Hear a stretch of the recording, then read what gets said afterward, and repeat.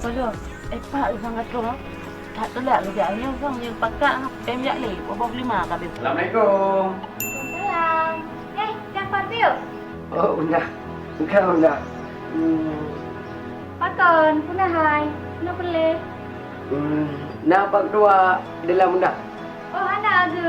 Anak dua lah. Kalau tu bik Melayu punya, kalau orang bijak oh. Ya, hanya tekuk mangan dia. Nah, ke? Sebab kami. Tapi anak kurang deh. Kau adik sampai. Bang biasa kau je kan? Oh, kaya jumpa juga. Dia di rumah dia.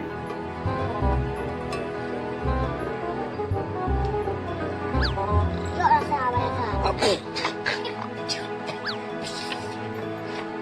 Oh, lo apa je? Anjir tagai kagak bang dengar. Alah. Simpan dia nak jauh orang.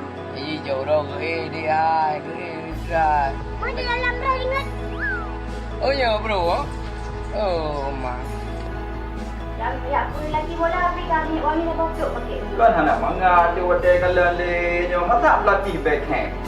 Kagaklah bahai long fikir kerana. Latih bola habis pakai minyak wangi. Tak nak dikata. Yang baik dia cemburu. Sebab apa mata lu kena lain cuma kata dekat. Pak mai kan apa ni? Anak ayu lekatnya. Kata nak dekat. Bebe apa yang le? Apa cok? Oh, yang cek dia orang bel. Ansik man dua rebe. Udah mantap lah orang bel. Ha, bombo nang kamu rumpak. Bila. Mama pengen beli bel. Ini dah belah anak tu. Hai pu kan yang kalagi perampok. Bagi kuat kau. Mana Pak Mai? Jumpa mata undang-undang le. Sampai kabu. Kau rumah kalagi. Ai kalau kabu kalagi umur tung dia. Jadi kan? Jino ni ninja. Ai lu ngajak aku deh. Ninja aku deh. Yang penting lu belen ninja aku deh. Puji baik aku deh. Nyong gawat tak kejadian. Memang gawat tak kejadian. Urus lagi kejadian di Kurgo. Lu buah nampak kok. Nanti kok tempat sempit kok. Dah nyau berupa. Puan pah mah sama dia. Memang sih benar dia. Nya kalau apa sih kapal.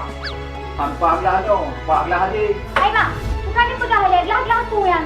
Hai dia, hampa saja. Nah, hambah gelahnya, kapah gelah dia. Lu pegang apa jelah baju? Ini kata pengeh le, bukan. Tengok he ada orang kau pengeh le. Buat ada mau dah. Kamu ke? Satu le. Nak boleh? Mana nak ke buat boleh le muku bakar. Ya. Kau baca muku lah bakar. Kau mana le hai depan le abang kau. Wah. Tak berang gerak kau. Jangan sampai lu jangan sampai pajak satu le. Tulisan tu. Lagi dalam lempong kejadian. Kau satu le yang boleh pegang. Tapi tulisan lu.